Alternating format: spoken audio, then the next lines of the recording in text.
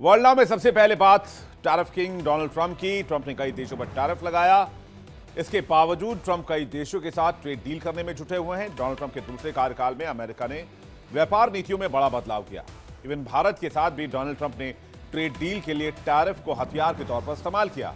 यहां तक कि पाकिस्तान को भी अपने हथियार के तौर पर इस्तेमाल किया, जिससे भारत पर प्रेशर बनाया जा सके। लेकिन भारत की भी शर्तें हैं। जहां ट्रंप अपनी शर्तें थोपना चाह रहे थे, लेकिन भारत ने करारा जवाब दिया और कहा कि ये नया भारत है, ये किसी प्रेशर में नहीं आता है। खैर, अप्रैल 2025 में लिबरेशन डे घोषणा के बाद अमेरिका ने लगभग सभी देशों पर 10% की बेसलाइन टैरिफ लगाई। कई देशों पर 20% और कई देशों पर 50% तक की रेसिप्रोकल टैरिफ लगाई। मकसद क्या था? मकसद यह था कि अमेरिका अपनी शर्तों पर उन देशों के साथ व्यापार समझौता करना चाहता था, लेकिन कई देशों के साथ बात अटक गई। भारत और अमेरिका के बीच भी लगभग 10 महीनों से ट्रेड डील फंसी हुई है।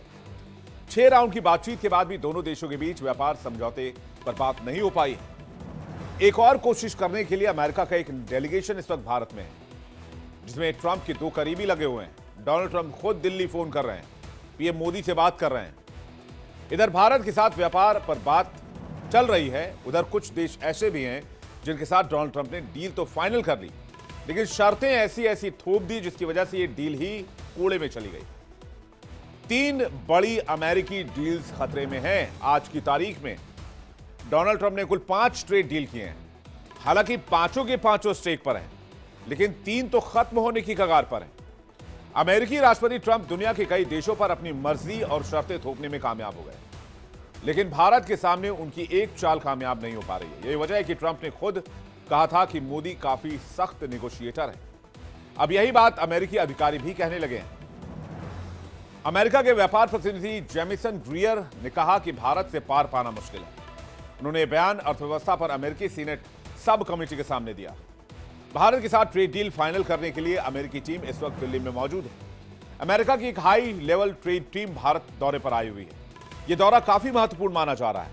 ट्रंप की तरफ से जो 2 लोग बातचीत करने आए हैं, उनमें से एक हैं रिक स्विट्जर, जो डिप्टी ट्रेड रिप्रेजेंटेटिव हैं, और दूसरे हैं ब्रेंडन लिंच, जो अमेरिका के चीफ निगोशिएटर हैं। इन दोनों के साथ भारत की तरफ से कॉमर्स सेक्रेटरी राजेश अग्रवाल, दर्पण जैन चीफ निगोशिएटर हैं।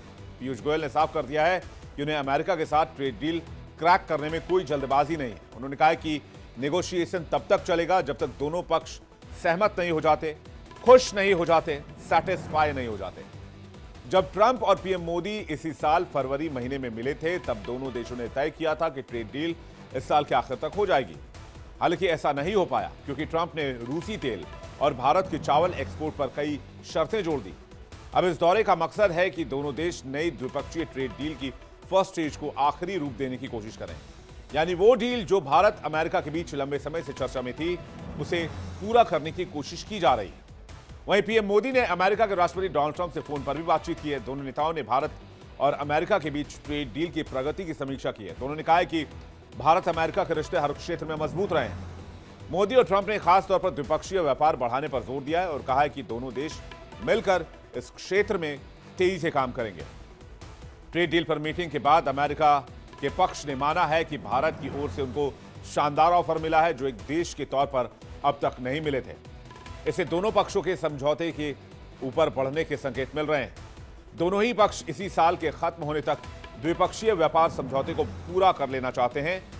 ऐसा क्यों कहा जा रहा है? दोनों तरफ से इस बारे में कहा जा रहा है। क्या इसके बारे में आपको बताते हैं। अमेरिका की तरफ से क्या कुछ कहा गया है, भारत यूएस में क्या फाइनल डील हो पाएगी। भारतीय जिस तरह के प्रस्ताव हमें दे रहे हैं वो काबिल तारीफ है।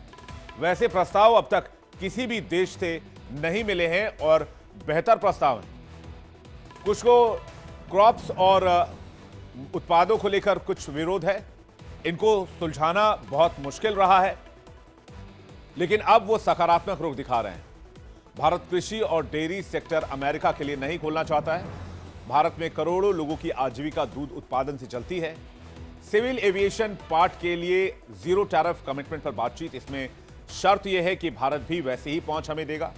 अमेरिका की ओर से एथेनॉल ज्यादा आयात करने के लिए कहा गया है। जो बायोफ्यूल के लिए ग्लोबल मार्केट का विस्तार करने की मुहिम का हिस्सा है। दोनों देशों के बीच अब तक 6 दौर की बातचीत हो चुकी है। व्यापक लक्ष्य साल 2030 तक द्विपक्षीय व्यापार को दोगुने से अधिक करके $500 अरब के पार पहुंचाना है, जो वर्तमान में $191 अरब के करीब है।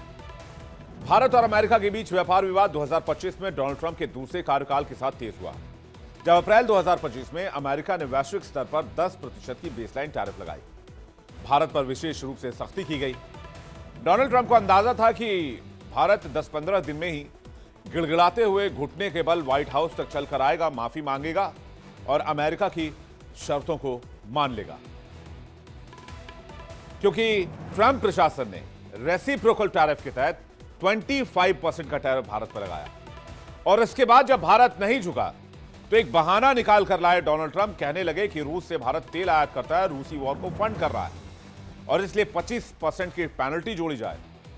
इससे भारत पर कुल टैरिफ हो गया 50%। यह विवाद जुलाई 2025 में एक संभावित डील के करीब पहुंचा था, लेकिन ट्रंप के व्यक्तिगत असंतोष, जैसे भारत द्वारा शांति प्रयासों में उनका श्रेय न देना, उनका नाम न लेना, उनको क्रेडिट न देना, ऐसी वजहों की वजह से रद्द हो गया। दिसंबर 2025 तक स्थिति सुधरी नहीं है। दोनों देशों के बीच अब तक क्या क्या टाइमलाइन ट्रेड टॉक को लेकर रही है, इसको भी देख लेते हैं कि आखिर ये विवाद पनपा कैसे। पीएम मोदी की व्हाइट हाउस यात्रा 13 फरवरी 2025 को हुई थी, जिसकी तस्वीर आपने देखी होगी। मिशन 500 की घोषणा की गई। 2030 तक $500 बिलियन के व्यापार का लक्ष्य रखा गया। प्रारंभिक सहमति दोनों नेताओं की तरफ से मिल गई थी और जुलाई तक उम्मीद थी कि डील हो जाएगी। मार्च 2025 भारत अमेरिका ट्रेड डील पर दोबारा बातचीत शुरू हुई। पीयूष गोयल वॉशिंगटन यात्रा पर गए। राजेश अग्रवाल के नेतृत्व में यूएस अधिकारियों की दिल्ली यात्रा देखने को मिली। अप्रैल 5, 2025 अमेरिका की लिबरेशन डे की घोषणा हुई। सभी देशों पर 10% बेसलाइन टैरिफ लगाया गया। भारत पर अतिरिक्त 25% का रेसिप्रोकल टैरिफ लगाया गया। दलील यह दी गई कि भारत उनके सामानों पर, यानी कि अमेरिकी सामानों पर बहुत ज्यादा टैरिफ लगाता है, इसलिए हम भी 25% लगाएंगे। कृषि सब्सिडी के कारण टैरिफ लगाया गया। इससे भारत के निर्यात पर तत्काल 8.6% के डिक्लाइन का इंपैक्ट देखा गया। अक्टूबर 2025 तक $6.3 बिलियन की गिरावट दर्ज की गई। फिर आ जाइए मई 2025। ये महीना इसलिए खास है क्योंकि इसी महीने में ऑपरेशन सिंदूर को अंजाम दिया गया था। 10 मई 2025 आमने सामने की बातचीत शुरू हुई। दोनों पक्ष व्यापार विस्तार, टैरिफ कम करने जैसे मुद्दों पर चर्चा करने लगे। फिर जून 2025 में 4 दिन की वार्ता दोनों पक्षों में हुई। 30 जुलाई 2025 फिर से पीयूष गोयल वाशिंगटन की यात्रा पर गए। गोयल ने बयान दिया कि डेडलाइन पर दबाव नहीं लेंगे। फिर डील विफल हुई और इसके बाद 25% का एक्स्ट्रा टैरिफ भारत की पीठ पर लाद दिया गया और अब टोटल टैरिफ 50% हो चुकी थी। भारत ने विकल्प ढूंढना शुरू किया। भारत ने ईयू से नजदीकियां बढ़ाई। अमेरिका ने स्ट्राइकर वाहन और जेवलिन मिसाइल की बिक्री रोक दी। अगस्त 2025 में भारत पर 25% का एक्स्ट्रा टैरिफ लगाया गया। भारत पर कुल टैरिफ 50% हो गया। रूसी तेल और ब्रिक्स के कारण यह टैरिफ लगाया गया। दोनों देशों के बीच विवाद चरम पर पहुंच गया। भारत ने ब्रिक्स के माध्यम से जवाबी कदम की योजना बना ली। टैरिफ विवाद के कारण बातचीत में तनाव हुआ। टेक्सटाइल, रसायन, खाद्य सामग्री पर इंपैक्ट आया। भारत ने रूसी तेल अनुबंधों को थोड़ा कम किया, लेकिन यह भी कहा जाता है क्योंकि सैंक्शन रूस पे लगाया गया और शिपमेंट वाली कंपनियां जो है वो ज्यादातर वेस्टर्न कंपनीज हैं और इसी सैंक्शन की वजह से ऑयल इंपोर्ट करना मुश्किल हो रहा था, इसलिए भी यह डिक्लाइन देखा गया। बहरहाल अब आ जाइए सितंबर 2025। ट्रेड डील पर बातचीत फिर से शुरू हो गई। छठी दौर की वार्ता शुरू हुई। यूएस प्रतिनिधिमंडल की भारत यात्रा हुई। अमेरिका ने कहा पूर्ण डील नहीं मिली है, लेकिन रक्षा सहयोग इससे प्रभावित हुआ है। भारत ने यूके के साथ इस दरमियान एफटीए यानी कि फ्री ट्रेड एग्रीमेंट साइन कर लिया। अब आ जाइए अक्टूबर 2025 में वॉशिंगटन में अनौपचारिक दौर की शुरुआत देखी गई, जब यूएस में शटडाउन के बावजूद बातचीत जारी रखी और फ्रेमवर्क डील पर फोकस किया गया। अब आ जाइए नवंबर 2025।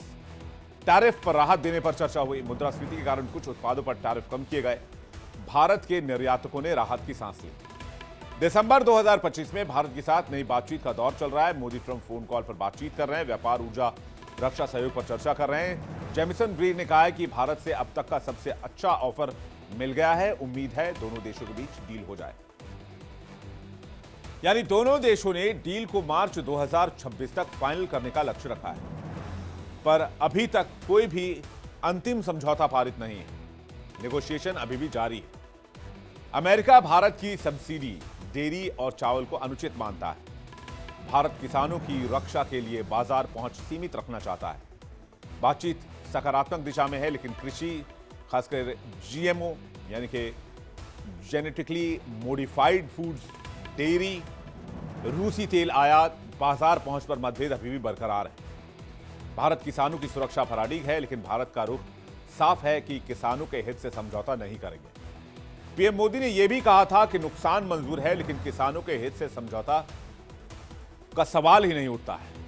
इधर भारत के साथ बात नहीं बन पा रही, उधर जिन देशों के साथ ट्रंप ने डील क्रैक कर ली, उनके साथ भी हालात कुछ ठीक नहीं।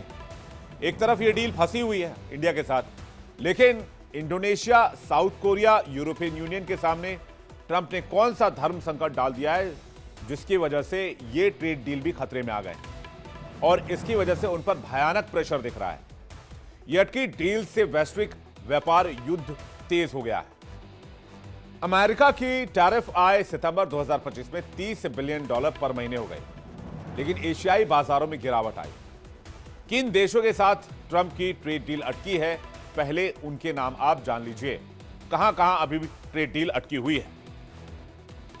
दक्षिण कोरिया के साथ ट्रेड डील अटकी हुई है, इंडोनेशिया के साथ ट्रेड डील अटकी हुई है, ईयू यानी कि यूरोपियन यूनियन के साथ ट्रेड डील अटकी हुई है, वियतनाम के साथ ट्रेड डील नहीं बन पाई है, कनाडा के साथ ट्रेड डील नहीं बन पाई है, इवन मैक्सिको के साथ भी ट्रेड डील नहीं बन पाई है, और ब्राजील के साथ भी ट्रेड डील नहीं बन पाई। ये वो देश हैं जिनसे अमेरिका की ट्रेड डील अभी नहीं हो पाई है। अमेरिका के राष्ट्रपति डोनाल्ड ट्रंप ने दूसरा कार्यकाल संभालते ही 90 दिनों में 90 ट्रेड डील्स की घोषणा की थी, लेकिन वो इस तरह फेल होगी, इसकी कल्पना डोनाल्ड ट्रंप ने भी नहीं की होगी। इसी पॉलिसी के तहत डोनाल्ड ट्रंप ने दुनिया के तमाम देशों पर टैरिफ का दबाव भी डाला, लेकिन उनकी ये स्ट्रैटेजी काम करती नहीं दिखाई दे रही।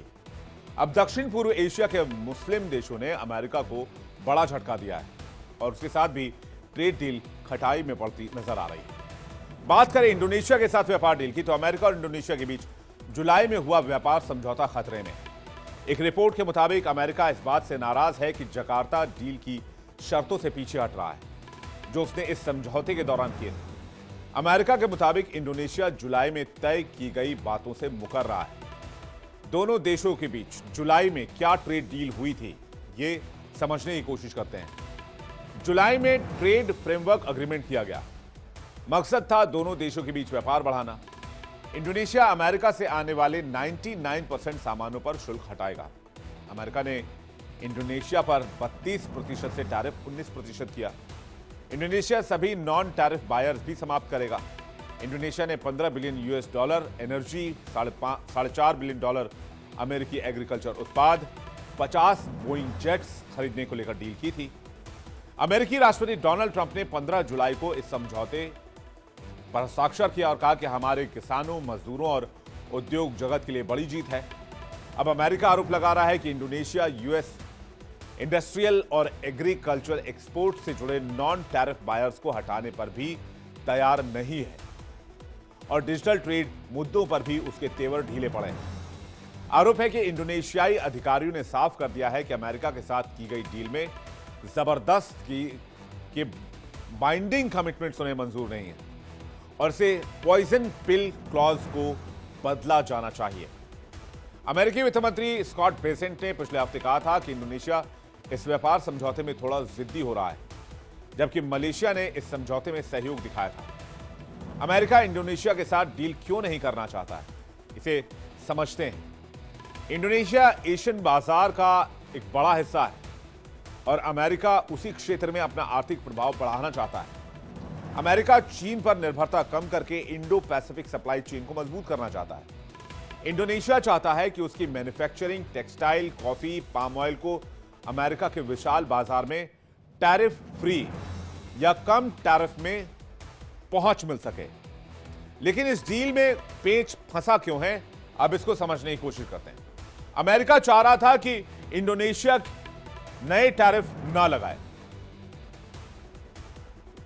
मौजूदा गैर टैरिफ रुकावटें कम करें, आयात कोटा, लाइसेंसिंग आवश्यकताएं, सीमा शुल्क, अतिरिक्त सर्टिफिकेशन मांग, इनसे अमेरिका को इंडोनेशिया में सामान बेचने में मुश्किलात पेश आ रहे हैं, प्रॉब्लम्स हो रही हैं। डिजिटल अर्थव्यवस्था भी एक चिंता है। इंडोनेशिया डिजिटल प्लेटफॉर्म पर टैक्स लगाना चाहता है। अमेरिका का तर्क है यह टैक्स अमेरिकी टेक कंपनियों पर भार डालता है। डेटा लोकलाइजेशन नियम, इंडोनेशिया कई डिजिटल सेवाओं के लिए डेटा को देश के अंदर स्टोर करने की बाध्यता चाहता है। अमेरिका का मानना है कि अमेरिकी कंपनियों के संचालन को महंगा करेगा। डिजिटल व्यापार फ्री फ्लो ऑफ डेटा के बिना संभव नहीं है। कम टैरिफ की मांग भी है। इंडोनेशिया चाहता है कि उसके कृषि और मैन्युफैक्चरिंग उत्पादों पर कम टैरिफ हो या 0 से 5% के स्तर टैरिफ हो और एक दीर्घकालिक टैरिफ तय कर दिया जाए, जिससे इंडोनेशियाई निर्यातकों को अमेरिकी बाजार में कम प्रतिस्पर्धा मिले। कृषि उत्पादों पर अमेरिकी प्रतिबंध, अमेरिका कई इंडोनेशियाई उत्पादों पर रोक लगाता है। सस्टेनेबिलिटी, पर्यावरण और श्रम मानकों के नाम पर जांच और निरीक्षण करता है। इंडोनेशिया का तर्क है कि ये निर्यातकों के लिए लागत बढ़ाते हैं। अमेरिका चाहता है कि इंडोनेशिया बाजार खोला जाए, डिजिटल नियमों में ढील दिया जाए और खरीदारी प्रतिबद्धताओं पर जल्दी और स्पष्ट कदम उठाए जाएं। इंडोनेशिया को चिंता है कि तेजी से नियम बदलने से घरेलू उद्योग, डिजिटल संप्रभुता और आर्थिक संतुलन को नुकसान हो सकता है। इसलिए दोनों देशों के बीच डील फंस गई है। इसके साथ ही अमेरिका ने दक्षिण कोरिया के बीच भी डील भरभरा कर गिरने की कगार पर है।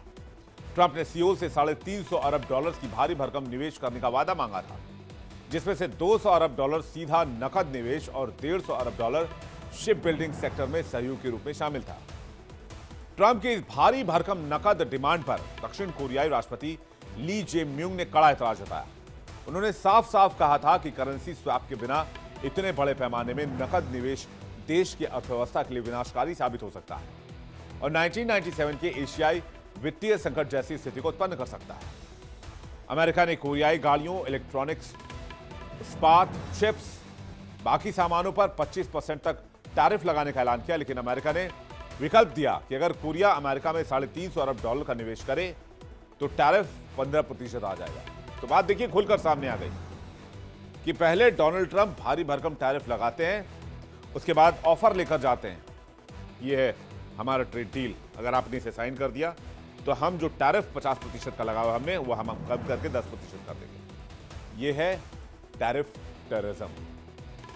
खैर, दक्षिण कोरिया की अर्थव्यवस्था निर्यात पर चलती है, लेकिन $350 अरब के निवेश की बात एक झटके के जैसा था। 2024-25 में चिप उद्योग मंदी से गुजर रहा था। इस माहौल में बड़े निवेश का दबाव और बढ़ गया, इसलिए कोरिया ने कहा कि एक बार में $350 अरब तो मालिक नहीं दे पाएंगे, कुछ विकल्प है तो बताइए।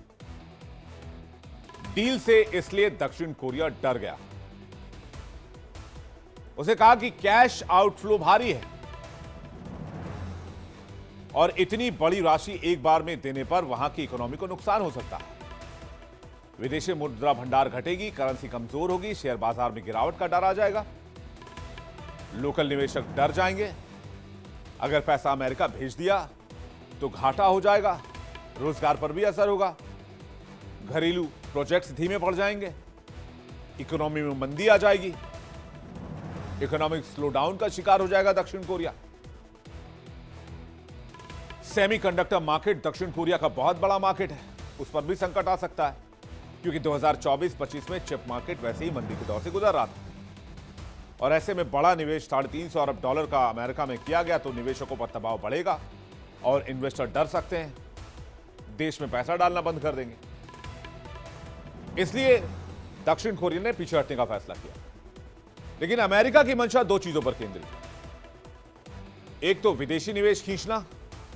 ट्रंप प्रशासन चाहता है कि हाईटेक उत्पाद जैसे कि बैटरी, चिप्स, क्लीन एनर्जी में अमेरिका ही लीडर बने और चीन पर डिपेंडेंसी दुनिया की कम हो।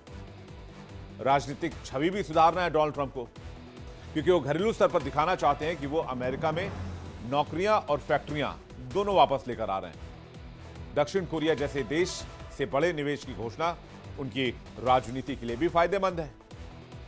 लेकिन अब तो डील फंसी हुई है क्योंकि निवेश की रकम बहुत बड़ी है। बात कहां फंसी हमने आपको बताया, जरा उसे आसान शब्दों में समझने की कोशिश करते हैं। कैश की रकम कितनी हो? अमेरिका अपफ्रंट चाहता है, कोरिया कहता है हम चलिए दिए भी तो आपको लेकिन किश्त में देंगे, एक बार में तो नहीं हो पाएगा। निवेश का रूप क्या है? अमेरिका कह रहा है कैश इन्वेस्टमेंट करो, कोरिया कह रहा है फैक्ट्री, जॉइंट वेंचर, R&D, ये सब अगर चाहिए तो मैं लगाने के लिए तैयार हूं, उस पर निवेश कर दूंगा। अब फिर सवाल आता है कि टैरिफ कब कम होगा? अमेरिका चाहता है कि पहले निवेश उसके बाद टैरिफ रियायत। कोरिया चाहता है कि चलो दोनों साथ साथ कर दो, अब निवेश पर आते तुम टैरिफ पर आओ। फिर इस बात सबसे बड़ा सवाल की सुरक्षा गारंटी नहीं है क्या? कोरिया को डर है कि निवेश कर दिया और अमेरिका ने फिर नई शर्तें रख दी तो फिर सिर मुड़ाते ओला गिरने वाली नौबत आ जाएगी कि डोनाल्ड ट्रंप का भरोसा नहीं। वो कैश अगर दक्षिण कोरिया दे भी दे $350 अरब, उसके बाद ट्रंप पलट जाए, कहते हैं $350 अरब और चाहिए। अमेरिका ने 2 अप्रैल को कई देशों पर टैरिफ बढ़ाने की घोषणा की, जिसमें दक्षिण कोरिया भी शामिल था। यह व्यापार तनाव की शुरुआत थी। जुलाई 2025 अमेरिका और दक्षिण कोरिया ने ट्रेड समझौता किया। यह डील अनौपचारिक रूप से तय हुई, लेकिन शर्तों पर दोनों देश अलग अलग सोच रहे थे। अगस्त में अमेरिका ने तय किया कि वो दक्षिण कोरिया और जापान से आने वाले सामान पर 25% का टैरिफ लगाएगा। इससे कोरिया पर दबाव और बढ़ा। अगस्त के अंत में दोनों देश टैरिफ और निवेश पैकेज पर बातचीत जारी रखे हुए हैं, लेकिन कई मुद्दों पर सहमति नहीं बनी। दक्षिण कोरिया ने कहा कि $350 अरब कैश में देना संभव है, क्योंकि इससे उसकी अर्थव्यवस्था पर भारी दबाव पड़ेगा। इसी कारण बातचीत डेडलॉक में फंस गई। हालांकि 14 नवंबर को दोनों देशों ने एक बड़ा समझौता भी साइन किया। इस डील के तहत दक्षिण कोरिया ने तय किया कि वो $200 अरब कैश में निवेश देगा, लेकिन यह रकम किश्तों में दी जाएगी, और $150 अरब का निवेश जहाज निर्माण और अन्य परियोजनाओं में करेगा। बदले में अमेरिका ने कोरियाई सामान पर 15% टैरिफ लागू करने पर सहमति दे दी। यह डील पहले जैसा रुका हुआ संकट से आगे बढ़कर आधिकारिक समझौता की ओर बड़ा कदम था। हालांकि अगर डील अटक गई तो कोरियाई कंपनियों को अमेरिका में चीजें बेचना मुश्किल हो जाएगा। कोरिया की अर्थव्यवस्था पर दबाव बढ़ सकता है, एशिया के बाजारों में हलचल मच सकती है। इसके साथ ही ट्रंप ने यूरोपियन यूनियन से $600 बिलियन के निवेश की डिमांड की है। ब्रुसेल्स ने सीधे तौर पर कहा है कि वो इतने भारी भरकम इन्वेस्टमेंट की गारंटी नहीं दे सकता। ट्रंप ने ऐलान किया है कि अमेरिका EU के अधिकांश उत्पादों पर टैरिफ को 25 या 30% से घटाकर 15% करेगा, और बदले में EU अमेरिका में $600 बिलियन का निवेश करेगा। यही नहीं, इतने बड़े निवेश के साथ EU को अमेरिका से ऊर्जा और मिलिट्री उपकरण की भारी खेप भी खरीदनी पड़ेगी। ट्रंप ने इस वायदे के पूरा ना होने पर EU को 35% टैरिफ लगाने की धमकी दी थी। तो आप समझ गए होंगे कि डोनाल्ड ट्रंप का ये टैरिफ वाला सर्कस क्या है। डोनाल्ड ट्रंप पहले चाहते हैं 30, 40, 50, 60% टैरिफ लगाते हैं। उसके बाद जब सामने वाला मुल्क घबरा जाता है तो फिर वो डील कर लेते हैं, वो भी अपनी शर्तों के हिसाब से कि आप $350 बिलियन दो, EU को कह रहे हैं आप $600 बिलियन निवेश करो, भारत से कह रहे हैं आप GM के लिए, डेयरी के लिए अपना मार्केट हमें दे दो, उसके बाद हम आपसे ट्रेड डील करने के लिए तैयार हैं। यानी बंदूक टैरिफ वाली, शर्तें अपनी, दबाव सामने वाले मुल्क पर और निवेश अमेरिका में। इसे कहते हैं 5 उंगलियां घी में होना और सिर कढ़ाई में होना। लेकिन भारत ने इसे मानने से साफ साफ इनकार कर दिया, और भारत के साथ ट्रेड डील पर अभी भी बातचीत चल रही है, और टैरिफ पर अभी तक भारत ने झुकने से साफ इनकार किया है।